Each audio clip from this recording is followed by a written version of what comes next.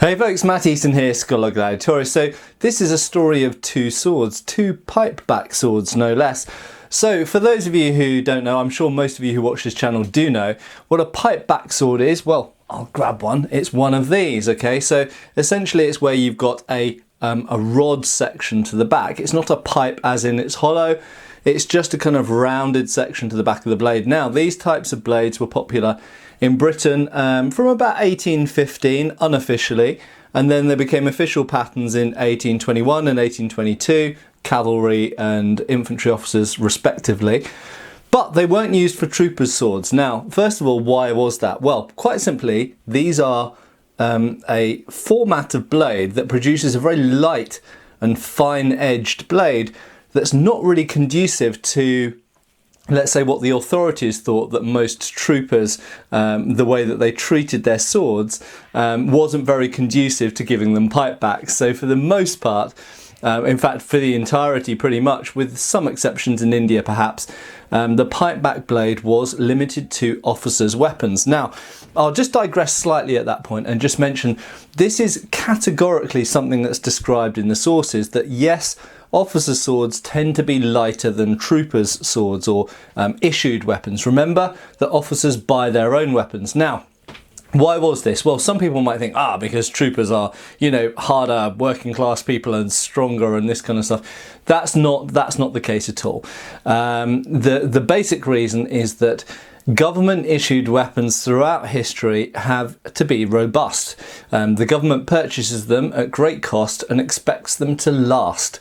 And quite simply, and Alfred Hutton explicitly says this in 1867's The Cavalry Swordsman, you can make a better regulation cavalry sword for troopers by making it lighter, but that would mean that it was less robust, basically. So it's acknowledged in several sources that this is a challenge, because you want to make a good weapon that's issued to troops, but equally it has to be a weapon that kind of will sustain the rigours of campaigning and the treatment which private soldiers will subject it to. And that doesn't just apply to swords, that also applies to firearms as well. So if we're talking about things like muskets or rifles, even if we look at something like the First World War rifles, the Mausers, K98s and SMLEs and things like this that were issued, indeed, there are ways of making them nicer rifles in terms of lightening them and making some of the parts a bit more streamlined.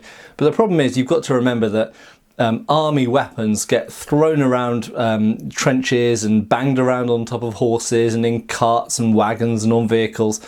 So they have to be really, really tough. Right, back to the main topic of the video. So this is a pipe-back blade.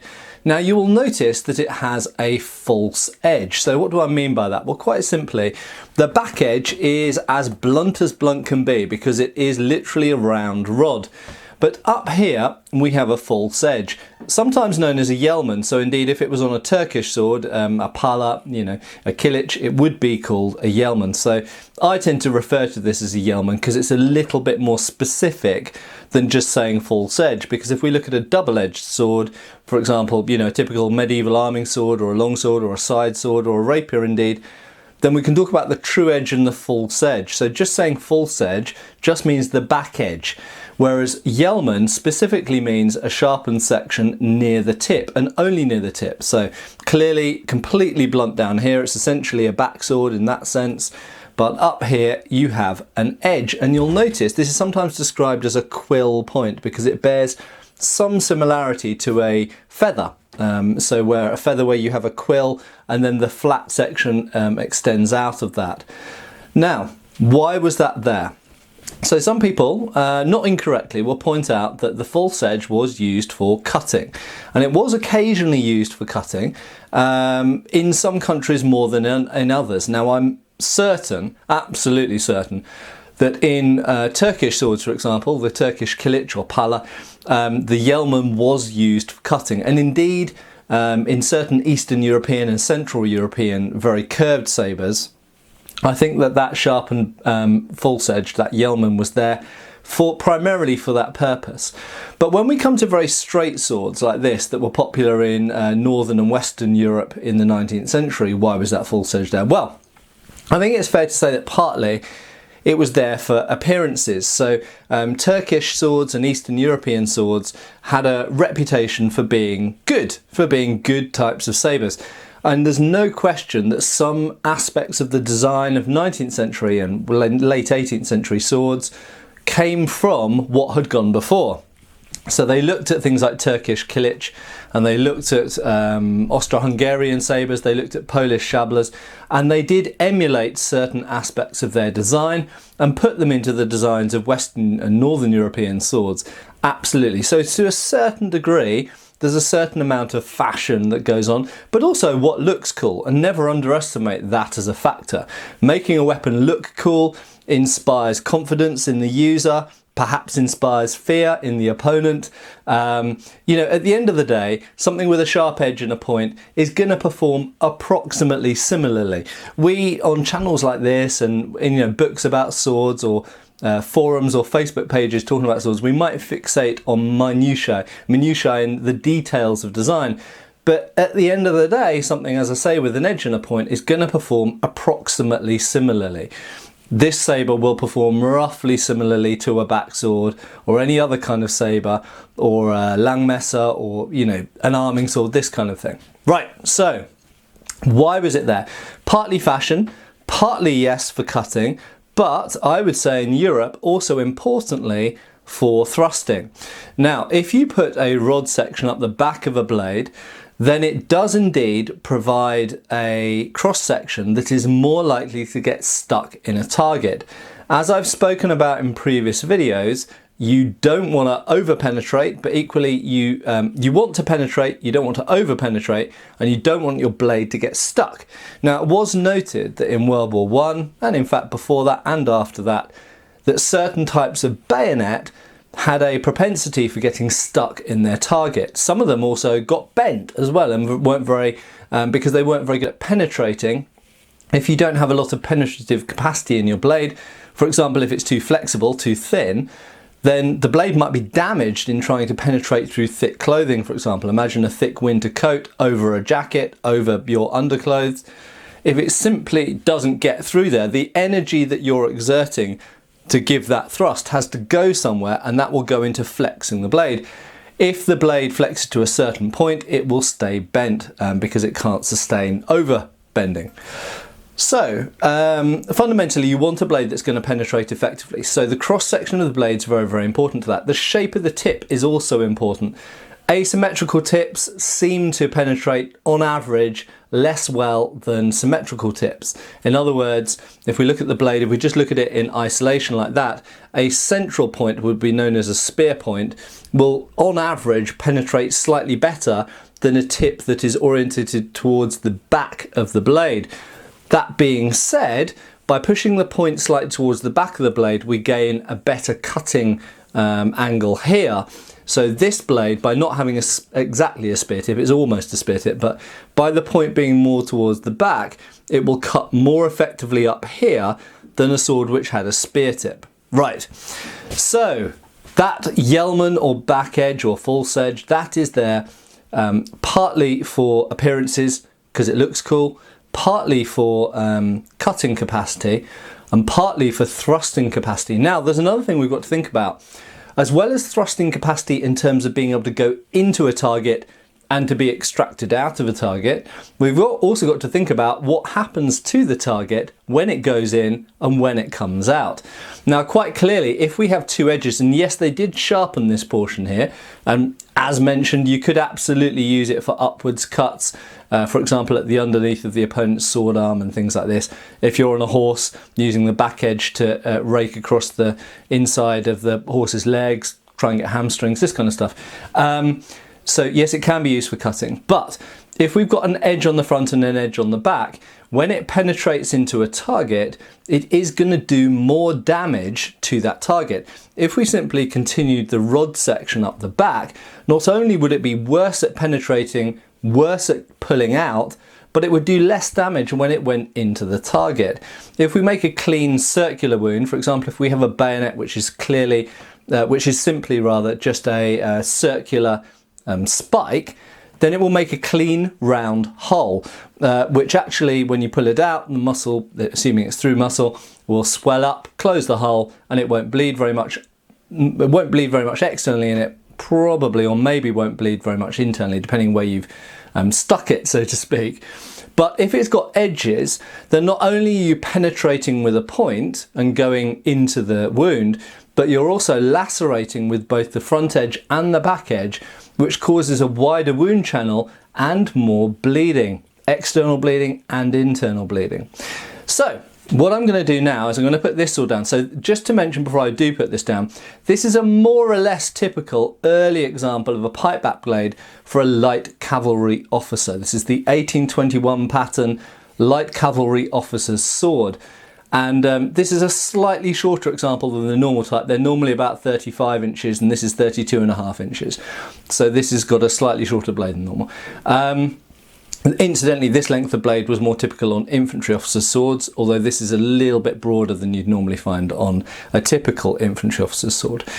So there we go. That is the typical British 1821 or 22, depending whether we're talking about cavalry or infantry, style tip, sometimes known as a quill point, where we've got a back edge and a front edge stemming out of a pipe back. Now have a look at this one. So put that one down and pick this one up. Boom. Okay. Now I have spoken in passing about this type of tip before.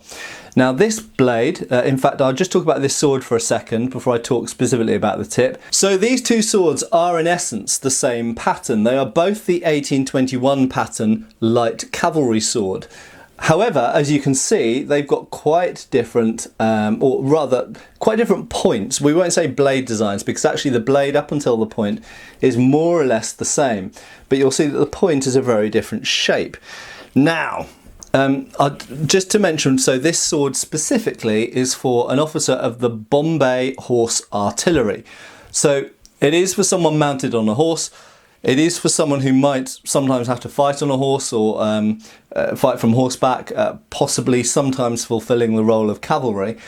But it is primarily for someone who's in charge of guns. So horse artillery were, I'm sure most of you know, horses that pulled around artillery, so cannons. This dates to about 1840, 1845, that kind of date, and maybe a little bit earlier, let's say 1835 to 1845. And this is specifically a design of tip that is associated with the maker Prosser of Charring Cross of London. And this type of tip, as you will see, so if we ignore the back, it's quite similar to the other one, isn't it? It's essentially, it's a pipe back blade with a simple edge, a very fine, thin edge to the front. But then the really different bit is this great big swelled out bit at the back. Now, remember what I was saying about spear tips. Remember I was saying that spear tips where the point is in the center axis of the blade have slightly better penetration.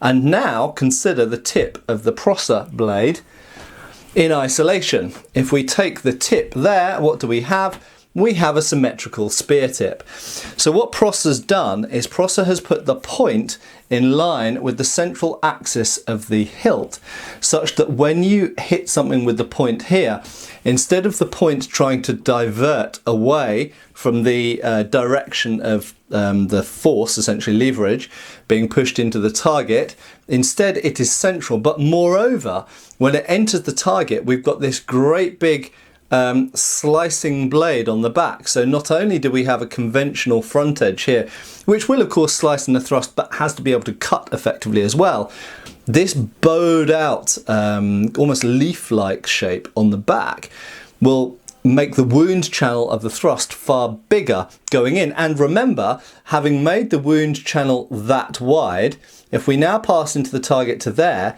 it is not getting any wider at this point. So you'll be able to exit quite easily. So we've reached the maximum width of wound by about that point.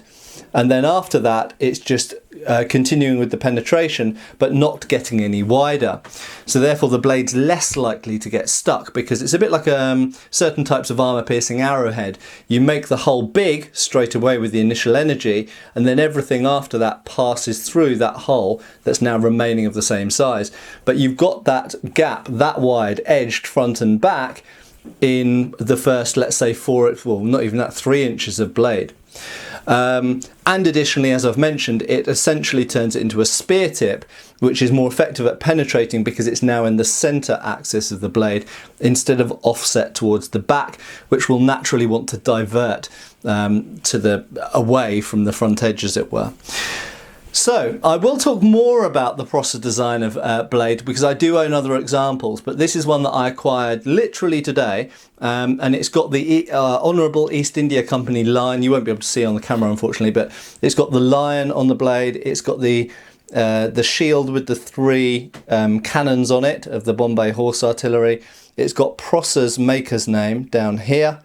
There goes my light fitting, and Prosser marked on the other side as well. And it's just a very, very nice and rather rare example. Incidentally, I do have the scabbard for this as well, but you will notice that the hilt is quite rusty. It's relatively superficial rust, but as I say, I only acquired this today, so I'm going to do some cleaning and some restoration on this, and we'll be looking to remove the worst of the rust off this hilt and off the scabbard, which it's got rust all over. But as you will see, the blade itself, which was obviously greased before it was stuck in the scabbard and left in an attic for 150 years, is actually in very, very good condition. So there we go, Prosser's adaptation of the pipe back quill point to give a really, a more effective thrusting tip. And yes, before anyone says it, indeed, it would also slightly make those false edge cuts more effective as well, although I think that's not the priority of this design. Anyway, thanks for watching. Cheers, folks. Thanks for watching. We've got extra videos on Patreon. Please give our Facebook a like and subscribe if you haven't already. Cheers, folks.